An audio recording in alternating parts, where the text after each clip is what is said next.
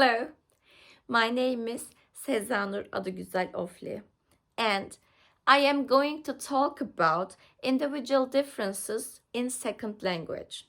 I would like to start with a brief information about this subject. First, children are almost always successful in acquiring the language that are spoken to them in early childhood. Second, researchers have an interest in understanding how the characteristics of individuals are related to their ability to succeed in learning a second language. We can predict differences in the success of L2 acquisition if they have information about learners' personality, such as their intellectualities, their social backgrounds, or their age. When we compare motivation and opportunities as individual differences, we sometimes do not know whether the students' motivations and opportunities are higher in L2 learning. Because highly motivated students may not have many opportunities to interact with L2 speakers, while an unmotivated student may be exposed to L2 too much. It is difficult to distinguish between these two variables. Do only those with language learning aptitude learn a second language? No. Or are they better? No. We can say that the students with higher language learning aptitude may learn faster. But if other students are perseverant to learn a second language, they can also be successful in learning. There are two aptitude measures which were used the most widely. Both of these tests are based on the view that aptitude has several components. For example, the ability to identify new sounds, memorize new sounds, understand the function of the words in sentences, figure out grammatical rules from the language samples, and remember new words. With the communicative approach to teaching, many teachers and researchers came to believe that the abilities targeted by these tests were irrelevant to the process of language acquisition, because research has revealed that aptitude is one of the least effective predictors of success in L2 learning. There were a study of students' progresses, what students were placed in instructional programs with their aptitude profile. Students with higher analytic ability but average memory were assigned to teaching that focused on grammatical structures.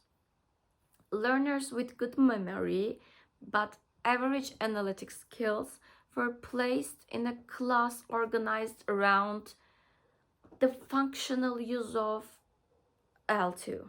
It was reported that a high level of students and teachers' satisfaction when students were matched with compatible teaching environment.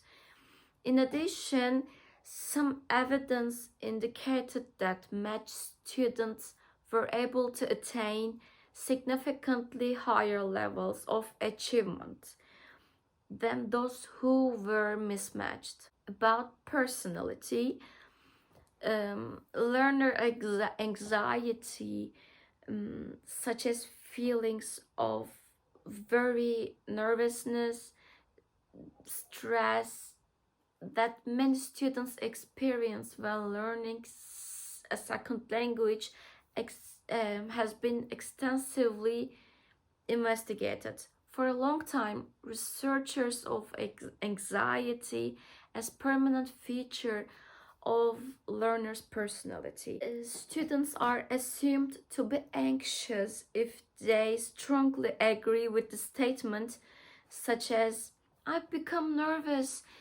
when I have to speak in the L2 classroom." However, questionnaire responses do not take account of the possibility that anxiety can be temporary and context specific. Students may feel anxious when giving an oral presentation in front of the whole class, but not when interacting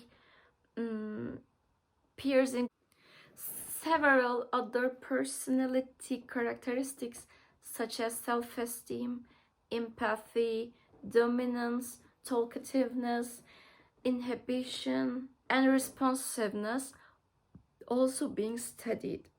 And research does not show a clearly defined relationship between the personality traits and L2 acquisition. Attitude is also very important because if learners have favorable attitude towards the speakers of the language, they will desire more contact with them. Teachers can make a positive contribution to students' motivation to learn. To make the classrooms are places that students enjoy should be the best motivation to them. When the atmosphere is supportive and content is relevant and interesting for students' age and level of ability, the teacher has found the right way to motivate the students. Learning styles are varied.